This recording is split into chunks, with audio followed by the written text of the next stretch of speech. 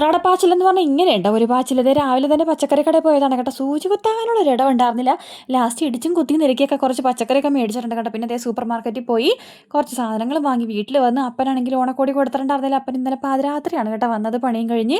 അങ്ങനെ അതും കൊടുത്ത് അപ്പോഴേക്കും എനിക്കൊരു കൊറിയർ വന്നിട്ടുണ്ടായിരുന്നു. വേറെ ഒന്നുമല്ല, ഈ വളയൊക്കെ ചവറ് പോലെ അവിടെ ഇവിടെയൊക്കെ വലിച്ചെറിഞ്ഞിട്ടുണ്ടെങ്കിൽ നല്ലത് ഒതുക്കി പെറുക്കി വെക്കണതല്ലേ, അതിന് വേണ്ടിയിട്ട് ഞാൻ ഒരു ഓർഗനൈസർ ഓർഡർ ചെയ്തിട്ടുണ്ടായിരുന്നു. അപ്പോൾ അത് വന്നു, അത് സെറ്റാക്കി അവിടെ വെച്ചിട്ടുണ്ട് കേട്ടോ. ലിങ്ക് ഞാൻ ടാഗ് ചെയ്തേക്കാം. അങ്ങനെ മേടിച്ച പച്ചക്കറിയും സാധനങ്ങളൊക്കെ എല്ലാം ഒതുക്കി ഒതുക്കി അത് സ്ഥാനത്ത് വെക്കാനാണ്. അപ്പം ഞാൻ ഫ്രിഡ്ജിലോട്ട് വെക്കാനുള്ള കാരണം ഇപ്പം തന്നെ നമുക്ക് ഓരോന്നോരോന്ന് ചെയ്ത് തുടങ്ങാനുള്ളതാണ്. പിന്നെ അതേ ചിക്കൻ മേടിച്ചിട്ടുണ്ടായിരുന്നു. അപ്പോൾ അത് വേഗം തന്നെ അടുപ്പത്തോട്ട് കറി ആക്കിയിട്ടുണ്ട് കേട്ടോ. അമ്മായി, നിങ്ങൾ ഒരു സ്ത്രീയാണെന്ന് ഓർക്കണം.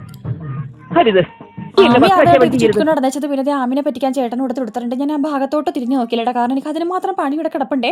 ചിക്കൻ കറി ആയപ്പോഴത്തേക്കും വേഗം തന്നെ എല്ലാവർക്കും ചോറ് കൊടുത്തു കേട്ടോ. അല്ലെങ്കിൽ പിന്നെ നമുക്ക് മനസമാധാനം തരില്ല.